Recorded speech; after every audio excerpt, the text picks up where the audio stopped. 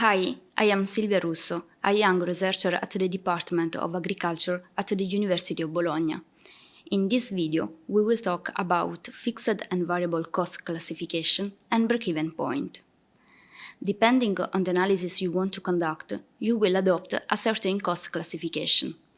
There are different types of cost classification, such as product cost, period cost, direct cost, indirect cost, specific cost, common cost, and fixed cost, variable cost. This last type of classification is adopted when short-term analyses are carried out.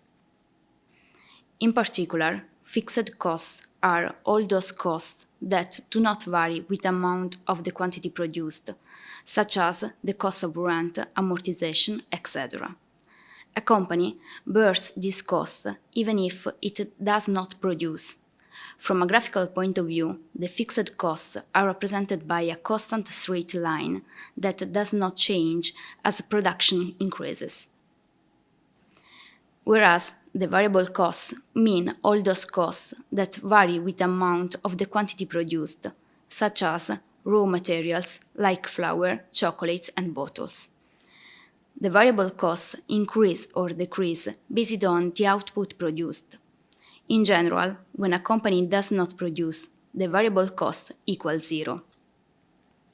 From a graphical point of view, the variable costs are represented by a line starting from the origin, and it increases gradually and will be more inclined the higher variable unit cost. Unit variable costs are variable costs referable to the production of a unit of product, and we obtain it by dividing variable cost by the quantity produced.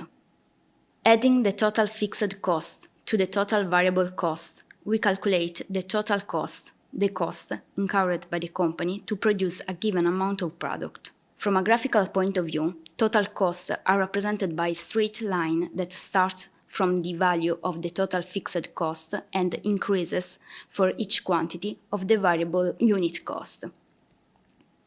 Now, through a practical example, we will try to understand better what has been said so far. Boostedu company produces gluten-free biscuits. It has a production capacity of 60,000 kilos of biscuits, which involves fixed cost of 20,000 euro. To produce 1,000 kilo of biscuits, the variable costs are equal to 10,000 euro. Therefore, the variable cost to produce 1 kilo of biscuits is 10 euro per kilo. So, the variable cost for the production of 60,000 kilo, the production capacity of the company, are equal to 600,000 euro. Finally, Boostedu to produce 60,000 kilo must in total face 620,000 euro. In fact, the total costs are given by the sum of fixed cost, 20,000 euro, and variable cost, 600,000 euro.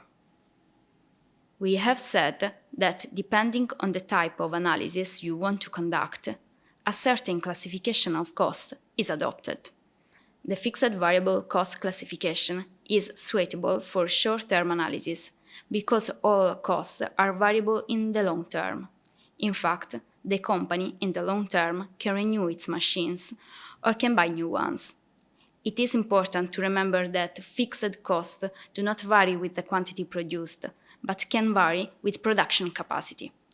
In fact, going back to our example, Boostedu, with technologies and machines at its disposal, can produce 60,000 kilo of biscuit, but if it wanted to increase its production, it might need a new building and or other machines, and this would mean an increase in fixed costs.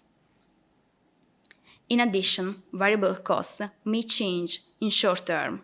The increase or reduction in production may require changes in the quantity of raw materials purchased, such as chocolates, bottles, etc.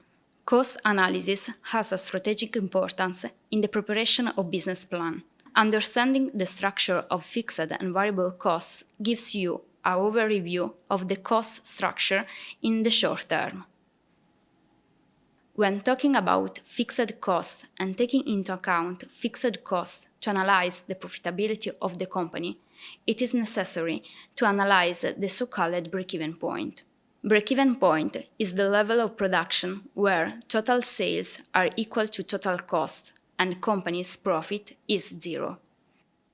In fact, for production levels lower than break-even point, the company, through sales, cannot cover fixed costs and therefore does not produce profit.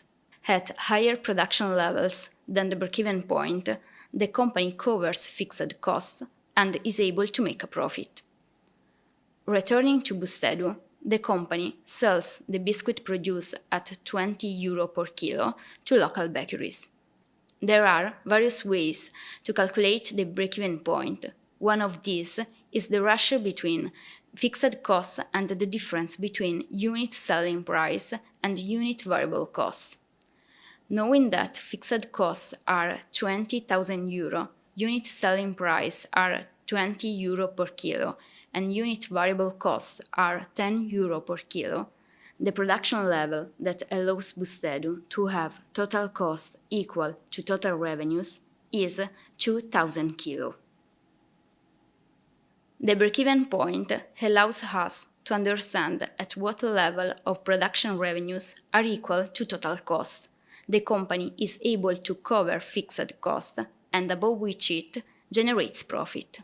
It is clear that the determination of fixed and variable cost is the first step in performing break-even point analysis. It is conditioned by the independent variable, the units produced.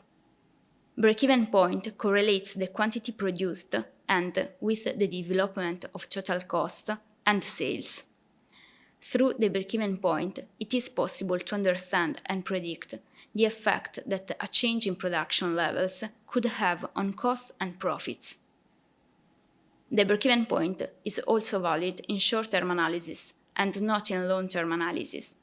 It is useful for small entrepreneurs and those who work in economies of scale, and when you want to open a new company or launch a new product or enter a new sales channel. This video wants to be an introduction to fixed and variable cost classification and break-even point. These topics are covered in depth in the management accounting books. Here we recommend some of them. In the hope that this video has been useful for a first approach to these topics, thank you for your attention.